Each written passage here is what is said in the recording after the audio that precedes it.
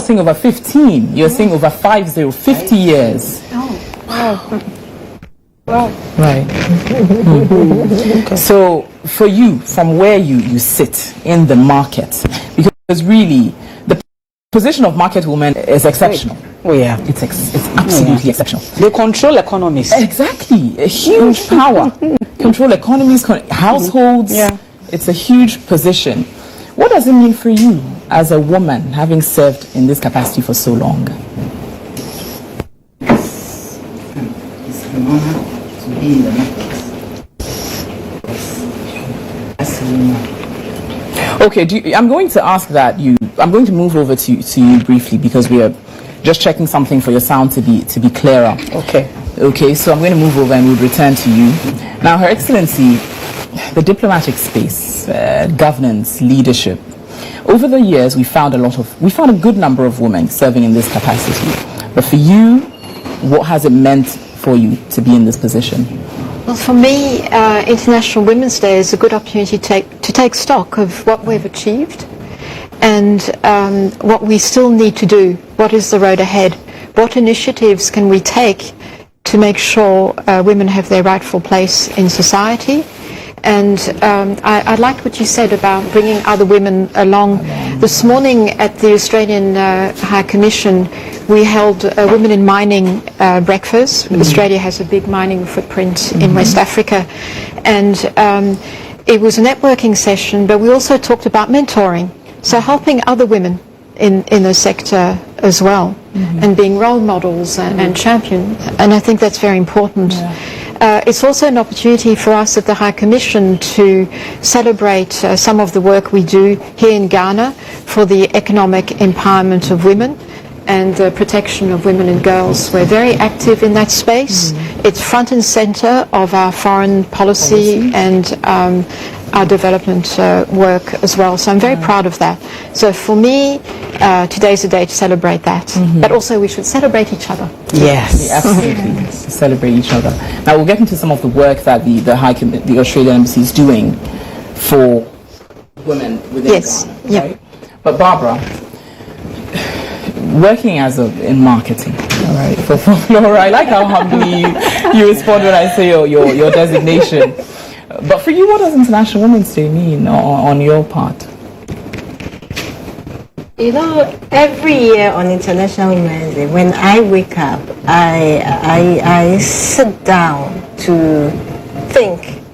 I mean, to think of how far I personally have come. Because, you know, growing up in Ghana, we've had to fight to get to where we are. You know, when a woman is ambitious, she's given a certain tag. When a woman is assertive, she's given a certain tag. Not just in Ghana. Yeah, when you rise through the ranks to become a manager or a leader, and especially when you have men under you, you have to manage. Every step you take, people read meanings into it. But on International Women's Day, I think that's the day we get to tell the world or to show the world that yes, we can also do it. And we get to show the world all the women who have been able to achieve something and taking care of what they've been entrusted with. And I think when we do that, we also get to inspire the next generation. Because of course, we sitting here and talking today, for example, the young ones are watching, they are listening, and they will be inspired to do more, because we get to tell our stories, not only the success stories, but where we failed and where we got up to get to where we are. Right. So it's a very important day. It is a very important. You see that it's difficult in Ghana, and we had Her Excellency just explain that it's not just in Ghana, right? But to be a bit more personal, I just want to find out, like, a minute from each of you, what has your journey as a woman been? Because we're talking about inspiring inclusion, right? Nana, you're serving really at top level in media. You are serving in a leading position in marketing, and both of you as well. What, on a personal front, have you had to overcome to get here? If you can say it in about a minute. I'll say Since I completed uni, or maybe right from basic school, I never saw myself as, let's say, below anybody. Right. I mean, I've always thought I'm equal to the men I work with. And so I always speak my mind. And I always do what I think is right, and I have to do it. If you think it's wrong, you have to convince me it's wrong, and I'll accept your decision. But I've always worked in environments where there are lots of men. And because I don't see myself as a woman at the workplace, that's me. I never see myself as a woman. And I feel a bit insulted when maybe men pass a comment like, oh, because she's a woman or it's a woman. No, I always want them to see me as a colleague. And because of that, I have managed to survive. And I remember climbing towers with men when we have to go and take measurement, because I work with ad, well. Yes, I worked in ad agency. I've done project management, I've done facilities management, I've built TV sets, I've done it all. And when I'm on the job, I don't say, oh, because I'm a woman, let me do this. Because of that, I think my superiors also don't put me in that bracket, that confined space. So when I have to rise, I rise. Not because I'm a woman, but because I'm able to prove that whatever I have to do, I can do it and do it well. You see, so it's not been an easy journey. And let me just go to the other side, where sometimes you find yourself in an environment, and if you mention the secondary school you went to, and people immediately put you in a bracket. Oh, they are like this. Oh, they are like that. Oh, they are like that. But I've managed to overcome it all, because I don't look at the negatives. I don't look at the things that pull me down. I don't dwell on them. I don't let them get to me. I always tell my colleagues that whatever happens at the workplace, the moment I get to the gate, I leave it there. Right. And I go home. The next when I get to the gate, I take it on and I come and handle it. So that's how I've been able to survive and get to where I am. So you operate on the level of the men. I mean, you're not looking at gender when you're working. No, I don't. What the men can do, you're prepared to do. I can do it. And the thing I think sometimes when we think about inspiring inclusion is to involve women. We expect it to be external, but it can also be internal, as in you putting yourself to the forefront to actually get the work done and being a part of. Yeah, and I think when it comes to the workplace, we shouldn't distinguish between the genders. This is a man, this is a woman, this is a man. I think time has proven that when it comes to work, women can do the work as well as men.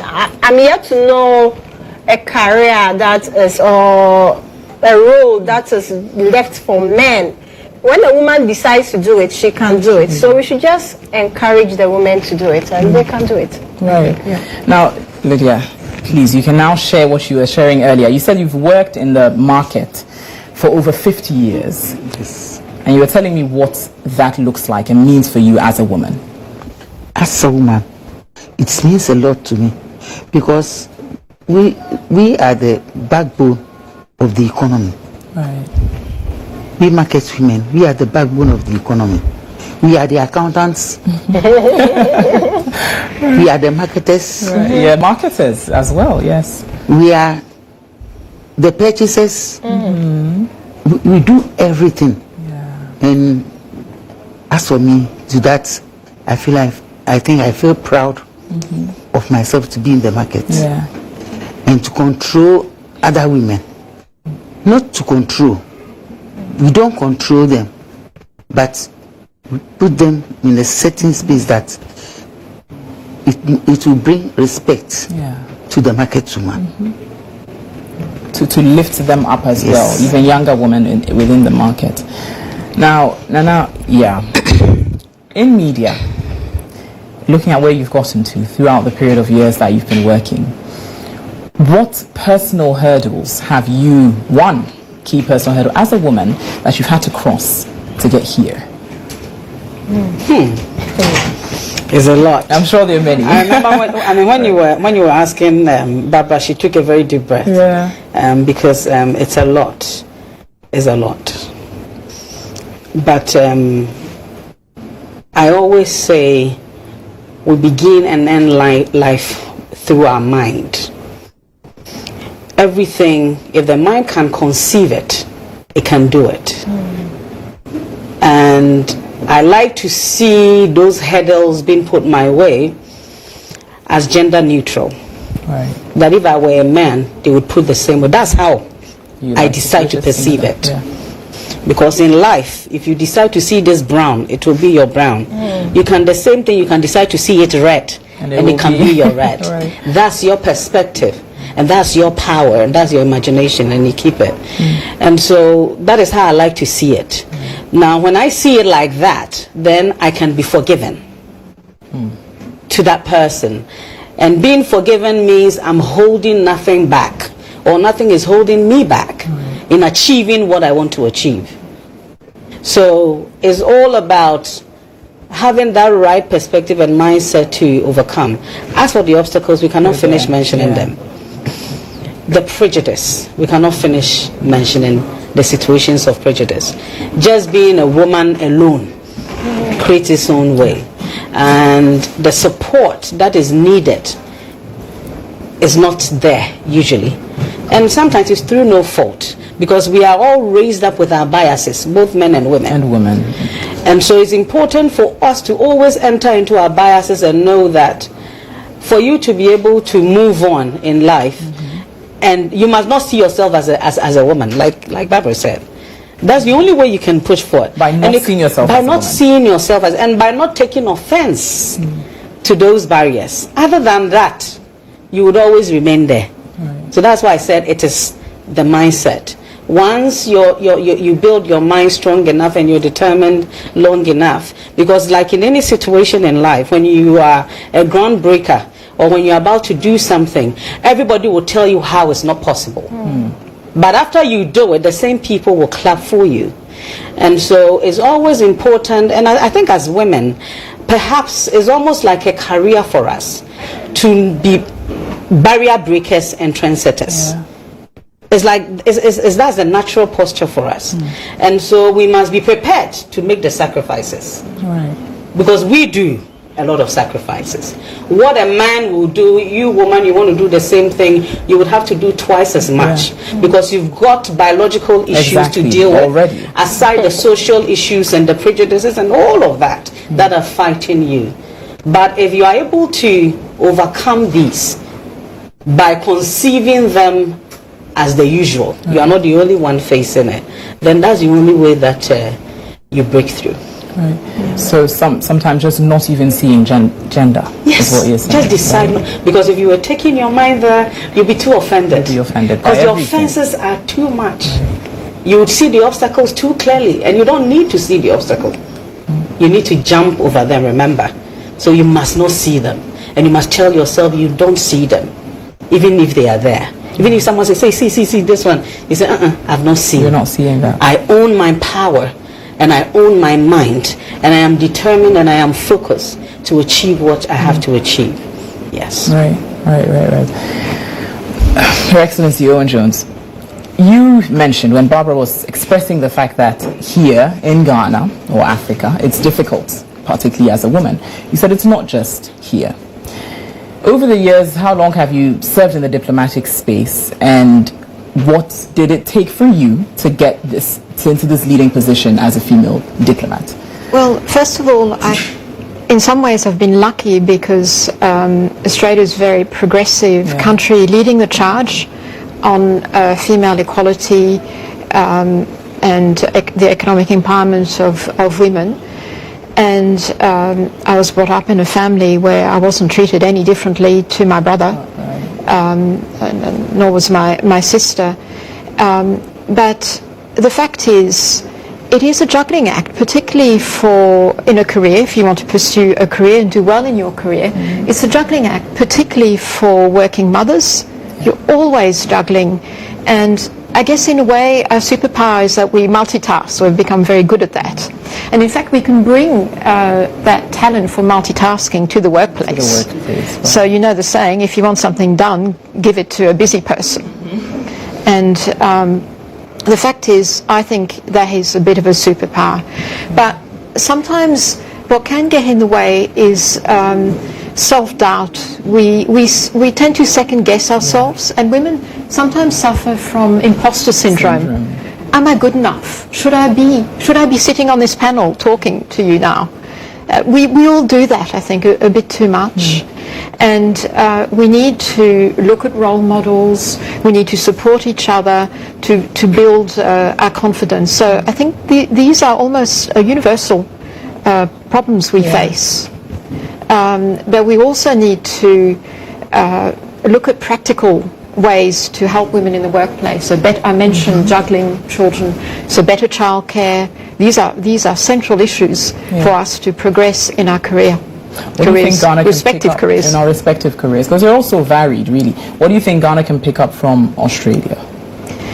So we've worked very hard over the years in the foreign ministry, in our foreign ministry, to build an inclusive workplace. And so we've had internal policies that help women. So, for example, flexible leave arrangements, family leave, even breastfeeding in the workplace. So these were probably revolutionary ideas about a decade ago. This is only fairly recent. But we also have had a very deliberate women in leadership strategy. Very, very deliberate. Because make no mistakes, in the 1960s, in the foreign ministry, it was a boys' club. But women since then have made inroads, obviously. And in the 1960s, there was, if you got married, you were out. That was it. So we've come a long way since then. And we've done it also by paying particular, so it's not just quotas, right? We've paid particular attention to the experience of female staff in development, career development, training, pay, and sexual harassment. Zero tolerance for sexual harassment, I'll say that. So this is a result of a very deliberate strategy, particularly over the last decade. And I don't want to preempt any other of your questions, but I'm very proud of what my ministry has achieved, because we have achieved parity. 59% of the staff in the foreign ministry is female. 59%? 59%, right. but more importantly, in the senior executive service, 50%. So parity. Right. And among my colleagues, ambassadors and heads of mission, it's 55%. So we've exceeded parity. Right. So, but we need to protect those gains. And it's one thing to be invited to the ball, you've got to be asked to dance. Yeah, so exactly. that's the thing. You've got to be part of the conversation. You've got to have the same opportunities for promotion. And the other thing I want to say, sorry, I don't want to take up too much of the time, is that everywhere someone mentioned bias, there's unconscious bias. We tend to recruit in our own image. So as women, we've got to be careful we don't perpetuate that. And so we've got to make sure when we're in positions of power or on an interview panel that we're giving a leg up to all sorts of women of all sorts of ages and ethnic backgrounds. So within the gender effort, there's a diversity effort as well. So being intentional, basically. Very intentional. Very intentional. And you have to, you can't sit back on your laurels and say, this is what we've achieved. You've got to guard those gains. And there was a very good, you would have all read the papers today, a World Bank report that showed that women still only have, around the world, 2/3 of the legal rights of men. And so that's quite stark. And the problem is we have the legislation in most countries for equal pay, for instance, but then there's an implementation gap. So it's not enforced, or there's no transparency measures. So, and this is in very wealthy countries too. Like Australia, one of the wealthiest countries in the world. There's still a bit of a pay gap. We're closing it. It's about 12%. It was 12%. Sorry, it's 12% now. It was 13% 2 years ago. So you can see there's progress. There's progress. So basically being intentional. That's right. Now, and vigilant. and vigilant. Some things look good on paper. On paper, it looks like there's progress, but sometimes implementation is relatively poor. Now I'm going to come to you, Lydia, about you mentioned market women, the queens, really, in terms of controlling things economically, the economy, marketing. There's so many skills that are implemented into being a market woman that I think some of us don't even appreciate enough, right? How do you feel like as a country there is enough recognition of the efforts put in by market women?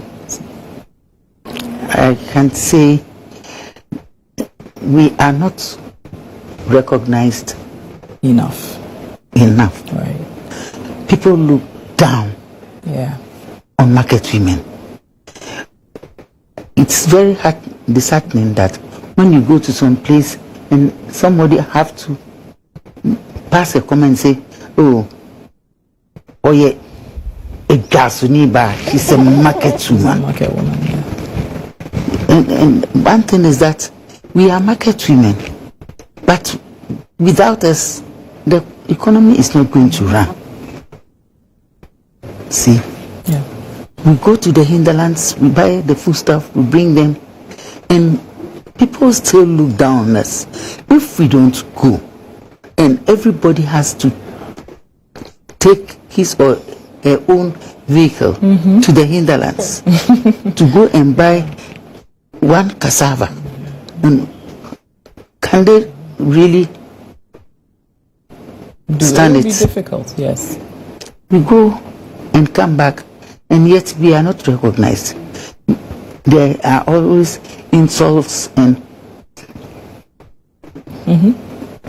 here and there, and why do you comments. think you are not recognized? Is it because it's the market? I mean, it's the state of the market. Or why do you think that we're not recognized properly?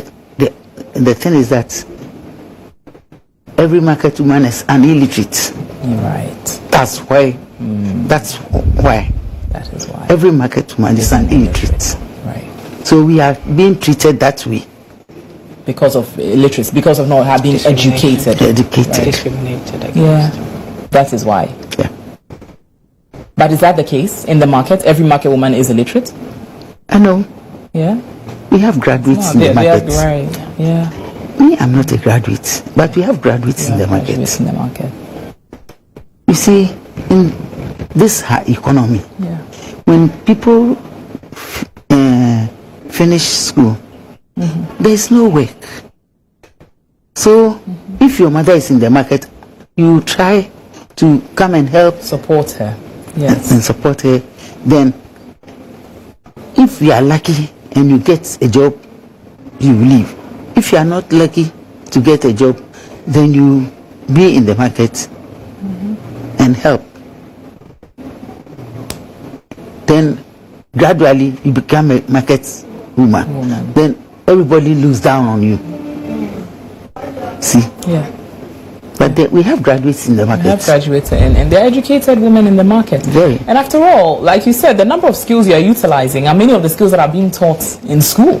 It's just about not recognizing that you're not entirely uneducated, or even empowering market women some more. Nana, I know you wanted to comment on that. So. I wanted to draw attention to some statistics to buttress the point that Lydia was making.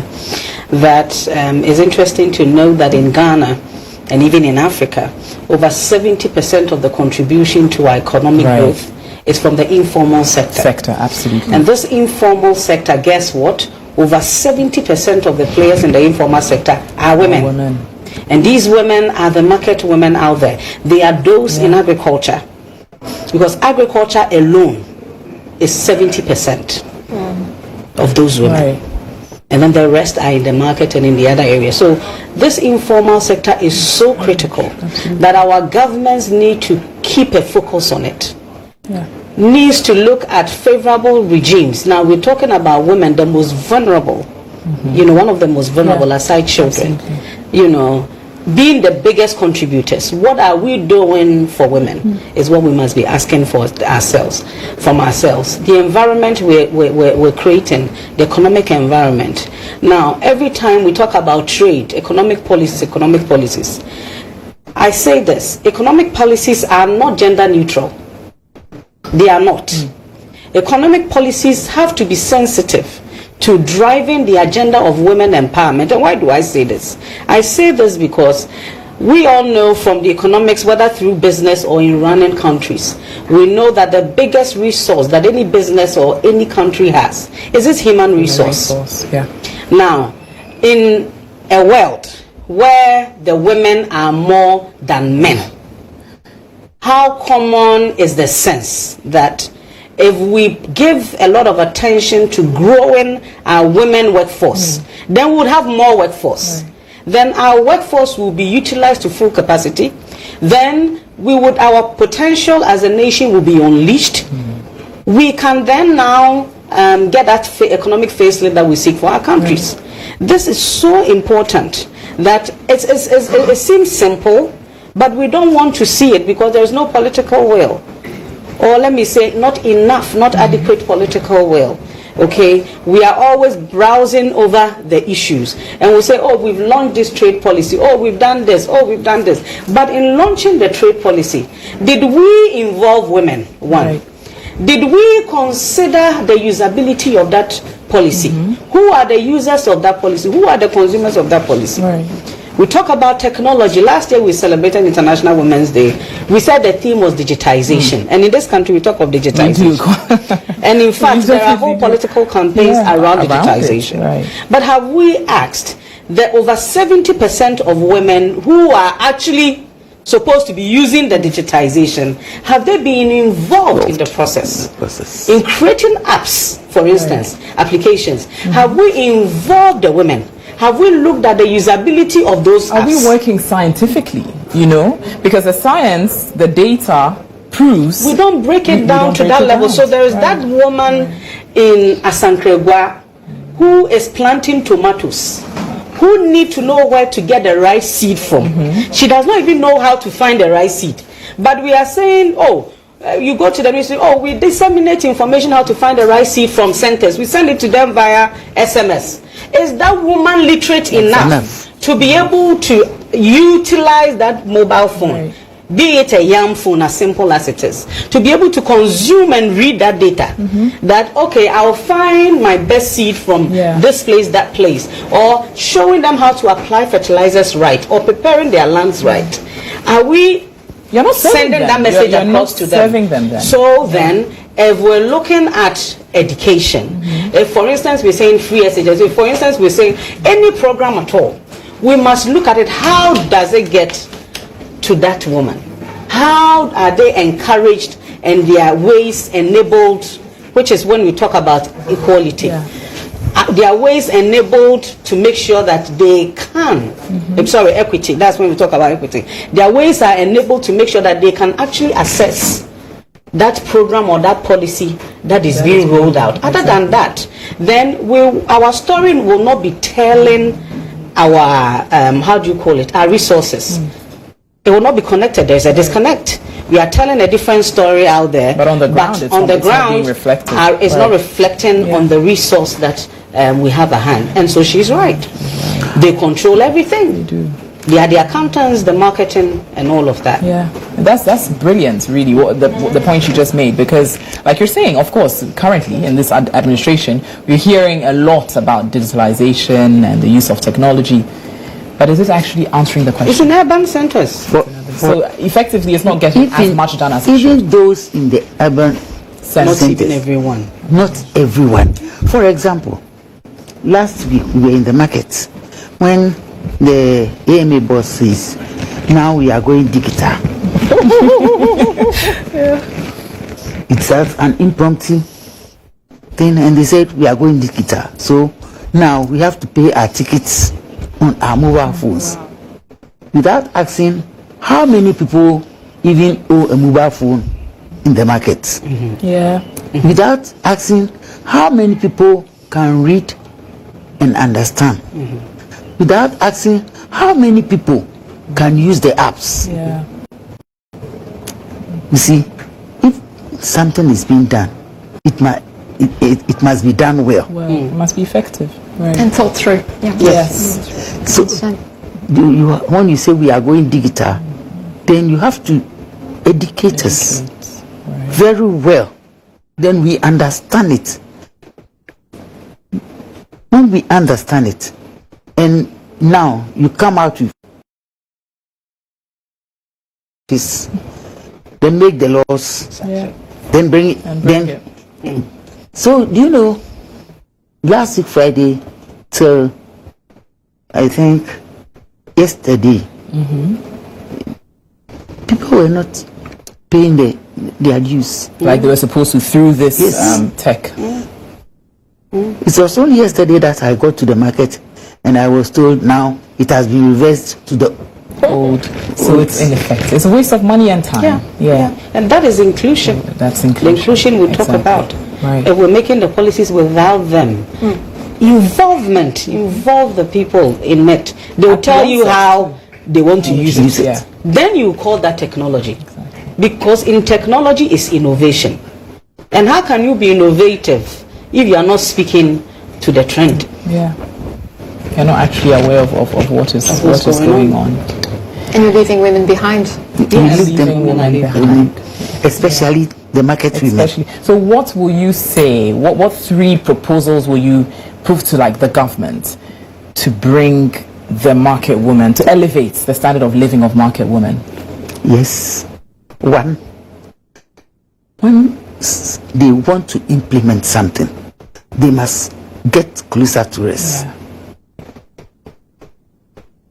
They must get closer to us. They must invite us. They must teach us. Yeah. Some of us have been in the market for over 50 years. And now look, even because I don't read, I don't get time to read. Even the brain is slow. Then, so when you have to teach me over the period so that I too can teach my subordinates. See, that is it. Anything, they shouldn't be in their office and make decisions and for make decisions for us. No, it can't work. It wouldn't work. Can I just add Yes, you perhaps a supplementary point? So gender equality has been recognized as a very powerful driver of economic development and social cohesion. But some of the will miss the mark if you're not listening to women very much at the grassroots level. And I am at the High Commission, we've got a small grants project, we call it our direct aid program, and we're listening to the needs of the communities.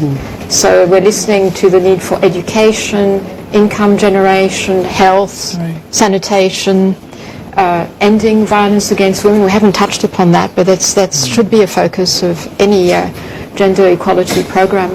So we're very, very focused on that, and I was listening very carefully to what you were saying. Thank you. Yeah, absolutely. Because at the end of the day, then it's all ineffective. All these initiatives being put together by the government are ineffective. The government or development partners too. Development partners, exactly. Absolutely. And it just sort of ties into the general theme, because it talks about investing in women, that's for 2024, accelerating progress with an emphasis on combating economic disempowerment. That's right. And you're disempowering them by not involving them from the ground level. Now, I've got something from Flora for each of you, but I'd start off by just first of all thanking Flora for making this possible. Now, Flora is often talked about here on GHOne TV, and it is a portable, disposable, and always on hand when you need it for the professional throughout the day, whether at home or at work, women, family, children, at school, and everywhere in between, because Flora disposable handkerchief fits in your pocket or your bag. It's always ready to use and comes to the rescue. So thank you so much, Flora, for making this initiative possible. And we've got this for you. got a special gift here from Flora for you. Okay. So I'm going to start off by gifting it to you, Lydia Abbey. We're going to give you this from Flora, so you can just speak through some of the, you can present it to her and speak through some of the gifts that are in it. Yes? Can I get up? So you can just talk her through what's in Okay, it, so right? we have some of our products in the box.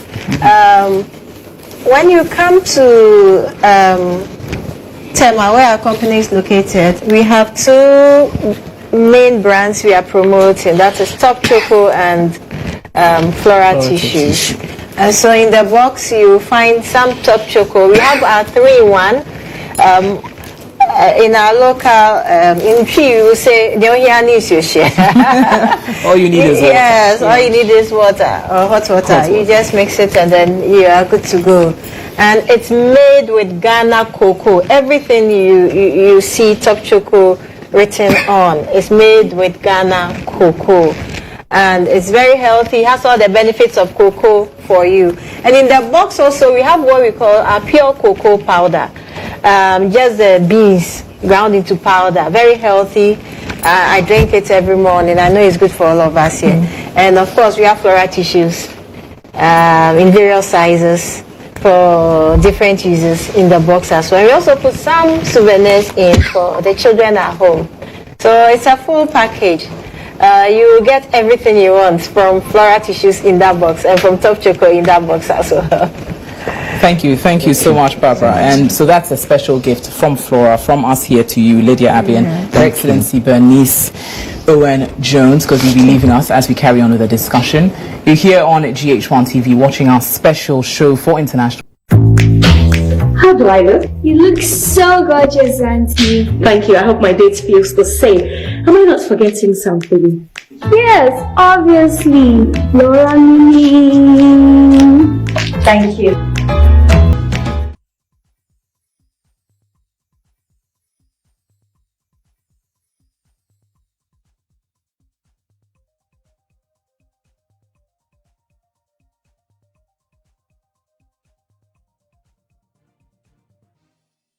GHOne TV, your best experience.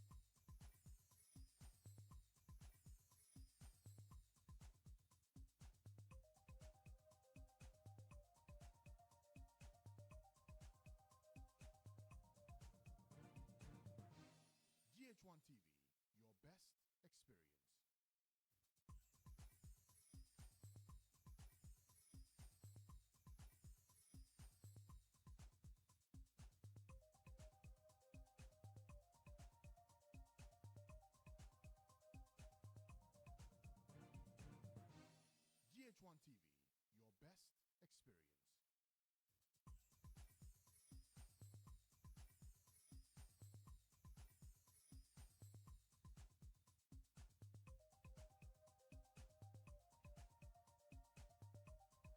TV,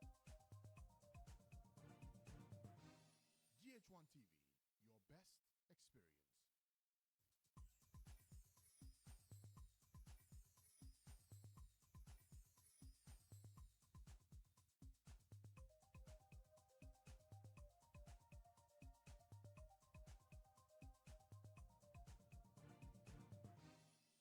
TV, your best experience.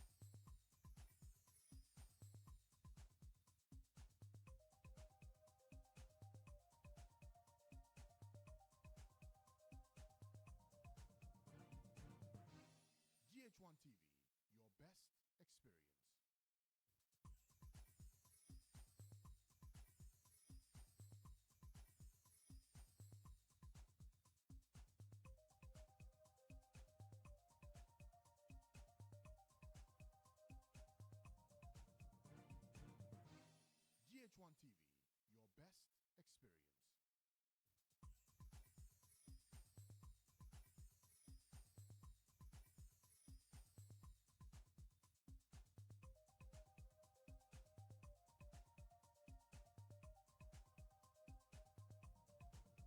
best experience.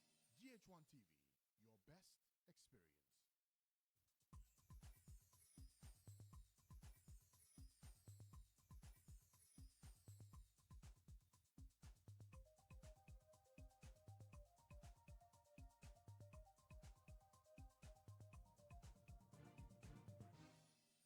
TV, your best experience.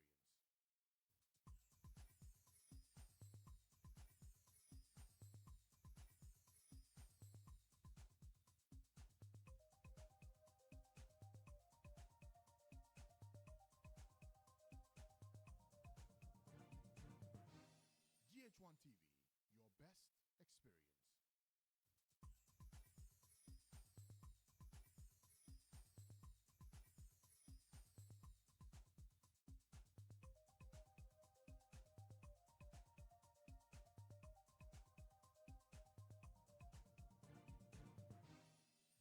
TV, your best experience. GHOne TV, your best experience. GHOne TV, your best experience.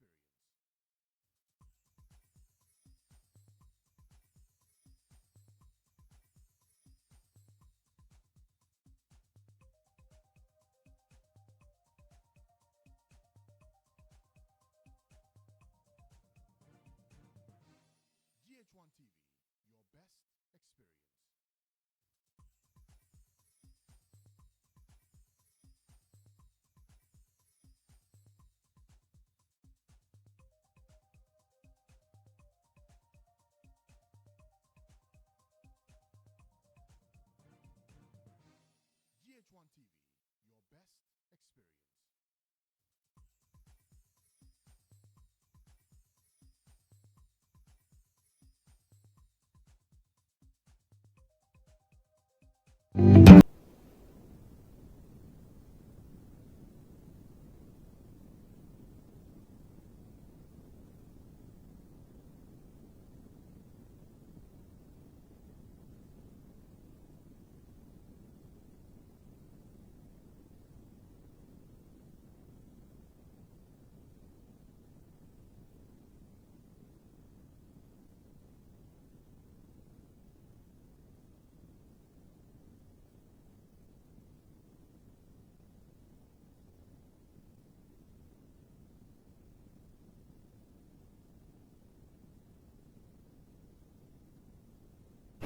You're welcome back to the Flora International Women's Day special here on GH1 TV. I'm Natalie Fort. It's made possible by Flora.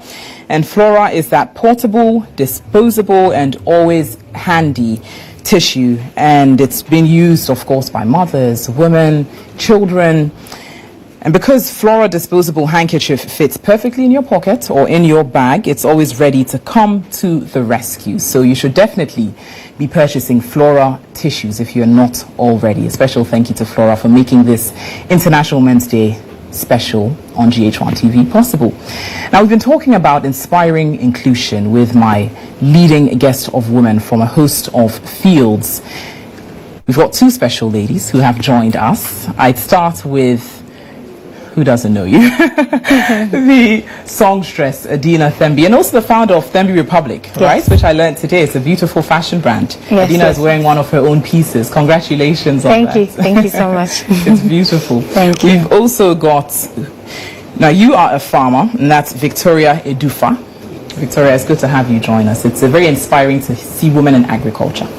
So it's very good to have you join us. Now, we've been talking about inspiring inclusion across a host of sectors. Of course, media, diplomacy, marketing. Adina, from where you sit as a leading musician, there's so many misconceptions when it comes to women in music, Yeah. I feel. Over the years, how has it been for you as a woman operating in the field to get to where you are today? It's been, I wouldn't say it's been challenging because I'm a woman. Right. However, I'm not going to make excuses or put aside the fact that there are women facing real issues in the industry. I always say that I've got a good support system that ensures that what it is that I set out to do, I actually get to do it. Right. The little issues that I've had, well, because I'm a woman, that's the it's personal, which gender related issues have is you? biologically related. Obviously, because we're women, we have hormonal changes. Right. I had to go through, fibroids. I had surgery. It changed my body. Right. I gained weight over a period, and you all know how, for people in the limelight doing music or anything, Yes. with what you're doing as Right. well, how you look is very important. So having to go through that change and figuring out how I was going to balance it out, figure out how I was going to get out of that space if I wasn't comfortable with the weight gain, like all of that took a toll on me personally. And yes, I guess I did say before that I didn't have issues, but I think that for me has been one of the main things, having to deal with being a woman, having to go through all the biological things, and then still having to be the leading artist that's doing shows, traveling the world. You know what I mean? Yeah. And is it the case that you mentioned you've got a strong team? Yes. Does this include, say, management, and are they mostly men? Actually, yeah. They are, right. Yeah, so it is but also, especially when I had the fibroid situation, most of the support that I got came from family. And so it's my mom and my sister who all suffered, also went through fibroids. My sister had an operation, my mom never did. But they all kind of understood where I was coming from, and they supported me and helped me out. I didn't have to lift heavy things. You know that whole, you don't have to lift heavy stuff. They were really there for me, and I can say my recovery, or my fast recovery, was as a result of that. As a result of that. So what you're going through is hormonal. It has to do with your body. And then men are serving as management. So that can be a bit tough. But we'll get to that. But luckily they also understood. They were very understanding. Which is important. Which is important. Which is incredibly important. Victoria, Ghana and agriculture go hand in hand. Agriculture contributes a whole lot to our economy. As a female farmer, how has the experience been over the years?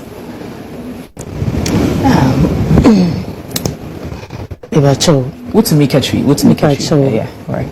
I see baby wakwenya sonko de amame. Na se maye oba na misanso ye single mother. Na me wo farming enye easy challenging so. But say bibia woye na di insiye na oye dwumaden na kupon so boawa to me ye man bro so say the one ka sample wenyinda eti onyankopon adom me oba ye single mother but we a single mother but sure me to me afem me ye dwumaden challenges boom challenges are boom say oba we ye ekuya di kan say obenya asase edi aye adwuma enda fam benya asase awie so sika mbacho farm bang what are you farming? Me want to know cocoa okay and I'm a one back kakra and I'm san wo kakra me de eburu sisi am start kube kakra so we're talking about the challenges. It's challenge when you asase na ewie no esanse we your buy nti se wo pass asase wo bi ho a na wo sai se me mother no mfe mo because you say one hoodin isa ana se e bi kro bi ba be ware wo se esi ade wa control na asase ma wo bi ja ho it won mfe mo it will be na asase a e bia o papa die ana se bi bia ukun bi na wo ja ho e de amawo e na wo binya na se obi dia wo binya de kakra bi na wo binya e de aye but me de onyankopon adom me papa asase wo ho ntiminya bi menya bi amede ye na sikasem eye baako afi sika na chi no se wo binya laborers ama boawo ma wo tumi aye adwuma no kura so na so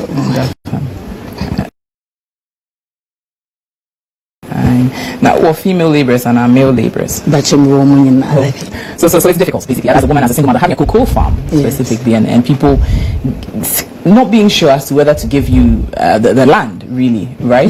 Because you're a woman. Because you're a woman. Now I'd like to find out from you, Her Excellency Owen Jones, if Australia has any specific international relations efforts within the agriculture sector in Ghana, if so, and what that experience has been in terms of including women and Ghanaian women in that field. Yes, thank you for the question.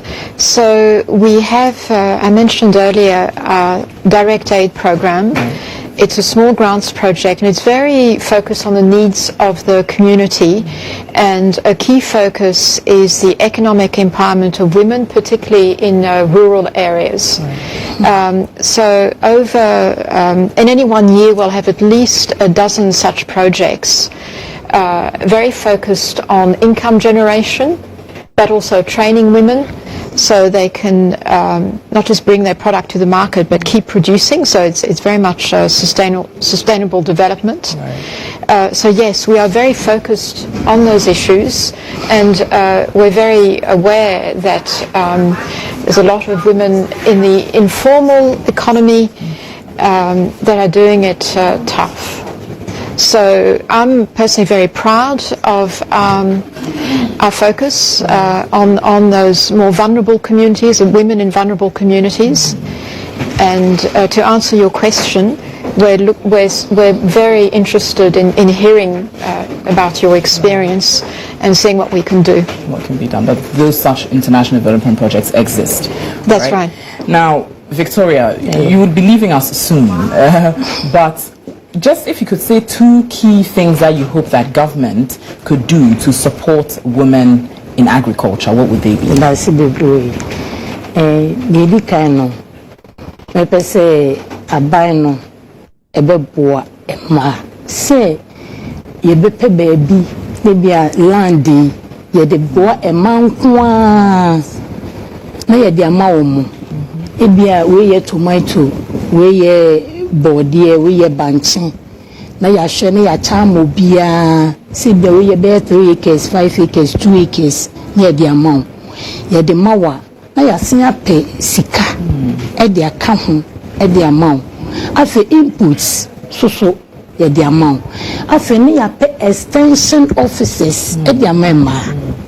Because extension officers no more my any member nina and my young man also no yes and also woman to know on my attention na ko a member so it is anka abanda boa nanka my extension officers no my boy menya ye ho abotira e beboa they do be muso no aban be pe first no na ye wo planting for food and jobs CCI ko na wo a save costs inti sanka o metumi asan de ababie mu a abeboa ema afei ye wo banks bia omoma farmers loan inti ka government ni betumi amaye banks ni bi omama ema farmers loan aye de aye adwuma ema bibiri beba farming ni amaye ni etumi achi space for women to operate, lands and funding for female farmers. Now, we've got a special something for you from Flora. So we'll be gifting you this from Flora Tissues. Thank you so much. You're watching a special Women's Day edition here on GHOne TV, made possible by Flora Tissues. Do stay with us. We've got a spot of music and we'll return.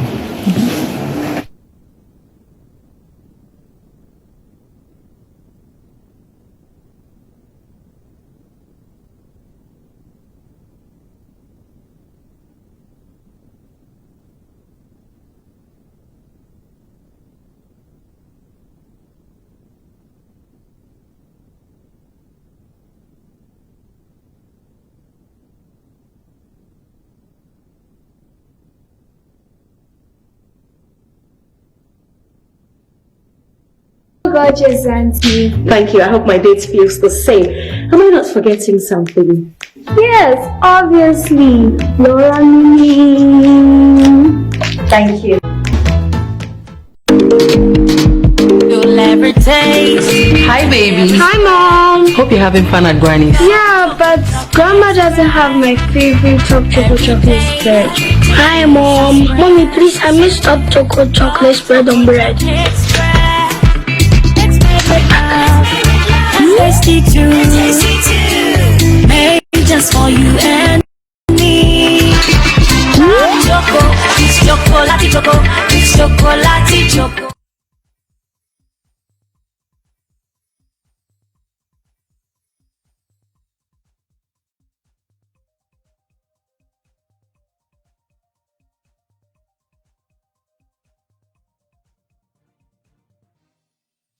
your best experience.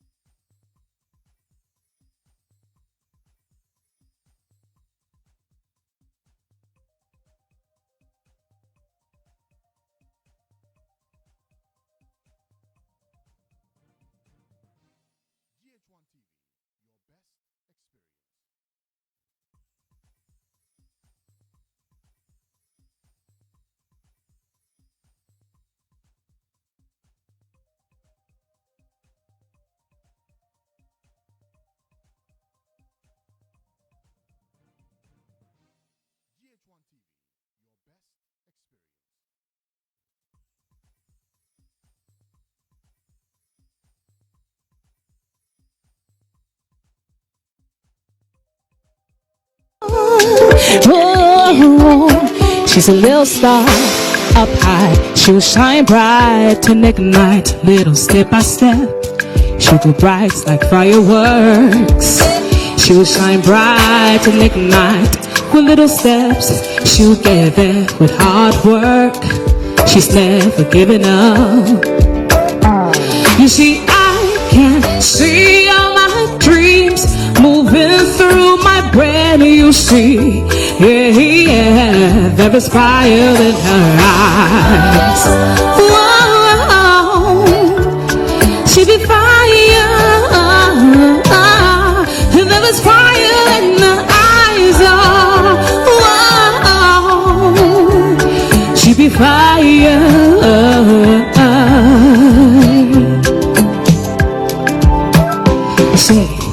She's a tough-skinned girl, she never say never. Hardcore jata, she never lose. Wanna be an inspiration, but the best away girl. She knows she's a fighter. I can see all my dreams moving through my brain. You see, yeah, and there was fire in her eyes. Oh, she be fire, and there was fire in her eyes. Oh, she be fine. Ooh, say, hey, hey, obey, obey. Tum tum broni, I want February will say, obey, obey, oh, it be the beauty, power, fire in her eyes. Yeah, I can see her going high. There is fire in her eyes, and there is fire in her eyes. Oh, there is fire in her eyes, fire in her eyes. Fenty with that beautiful song. Definitely there's fire in my eyes and in all our eyes here as women who have made an impact in our field. Now this is made possible by Flora. Flora disposable handkerchief fits in your pocket and in your bag. It always comes to the rescue. Slips and spills is not a problem when you have Flora tissues. Now, I want to get all your final words. Adina, I'm sure you were quite inspired seeing a young woman in your field. How do we get more women in music, and not just as musicians, but in production and in music management? Very briefly, in a minute. You mentioned that. Right. Because it's also important. We shouldn't always talk about the women in the forefront. Exactly. Because it would be great if we had women in other positions. I feel like because they are women, they will understand us better, and together we'll all, achieve what it is that we want to achieve.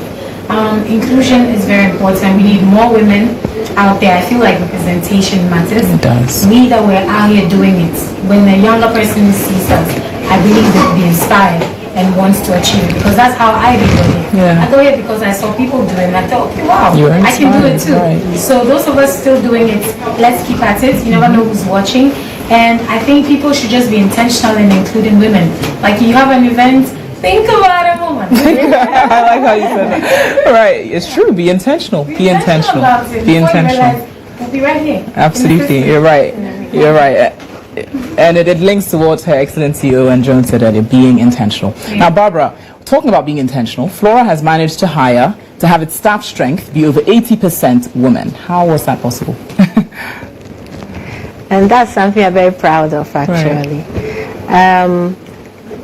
I think the directors of the company, they set out to actually employ more women.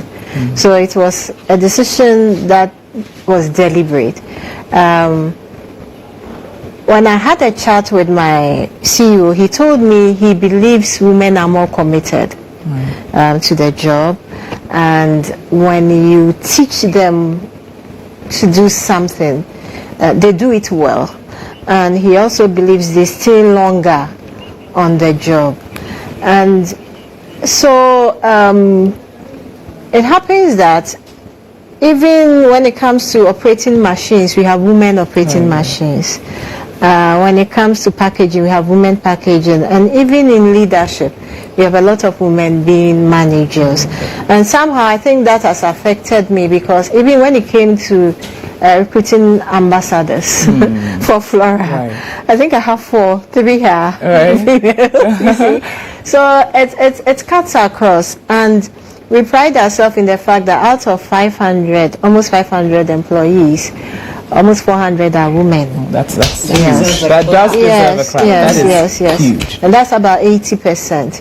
So in the morning when you get to work early and you stand there and you see them come, you see all these women walk into the factory. That is absolutely and it's really helped. It's really helped. And it's made the environment very conducive. I can imagine. And I'm sure has contributed positively to the bottom line as well. Now, Her Excellency Owen Jones, you're in the diplomatic space. How do we get more women serving in the diplomatic field? So it's about role models, obviously, but also recognition that women bring unique skills to the field of diplomacy and enormous benefits. So in all areas of diplomacy, there are particular skills that women can bring to bear. So they're good listeners, they're empathetic, so that's vital in negotiations. They're good at teamwork. So managing a big state visit or big trade delegation or managing an embassy, that's all about teamwork and collaboration, not clashing egos. So they're very important skills. And we also have patience in spades, because diplomacy is often about the long game. But it's not just about soft skills, it's about having the full range. And successful female diplomats, occasionally, they thump the table and they tell it like it is. So that's, I think, the full package. And the other thing is, yes, inspiring role models. As I said, it's so important. And I can see that here in Ghana. You've got Right. Yes, female foreign minister. We've got quite a good number, of females also serving in that capacity. Now, because for the purposes of time, we could go on and on really discussing the inclusion of females in various roles. Nanaya, in less than a minute, here at GHOne, we have a lot of women serving in various capacities. How would you say that organization should ensure that that's done? Under a minute, less than a minute. Yes, I'll do it. I have. So, I believe that EIB Network is doing well, empowering women. I'm here, you're here. Absolutely. And we want to encourage many more women to come into the media space and entertainment space. One thing that I would want to leave in the thoughts of everyone as we leave here, as a woman, you must strive to push yourself. Don't give in to the narrative. Don't relent. Don't see yourself, even as a woman, see yourself as a person. That is how the mindset transformation starts. And let everybody treat you as a person, not as a woman. Don't give excuses for yourself, because that's what the world is waiting to hear, the excuses, and so that it would confirm that narrative. Absolutely. And the final one to government is to invest in women. Let the policies be tilted and be intentional towards giving opportunities to women. Yes. Thank you. It's been an absolute pleasure, really, engaging with all of you as leading women in your various fields, and thank you all also for making the time to watch this special show dedicated to International Women's Day, made possible by Flora Tissues as well as Top Choco. It's been a pleasure serving as your host for this show. And happy International Women's Day to all women out there. It's important that we hold another woman's hand. That's how inclusion will, in fact, happen. Have a wonderful evening. I had to go visit some girl for the block here now. The next block for here now. I beg me to give me your car. Cyril is so handsome. Look at those soft pink lips. Imagine kissing him. Which of the ebony condoms do you want? How are things going between you and Charles? Are you guys back together? No, I'm trying to focus on myself right now. I don't even want to depend on him for anything. We officially welcome you boys to the side. Imaraba. Hi! I know they speak Dagani. Yes. Tell them small time you been here to Bani. YOLO, you only live once.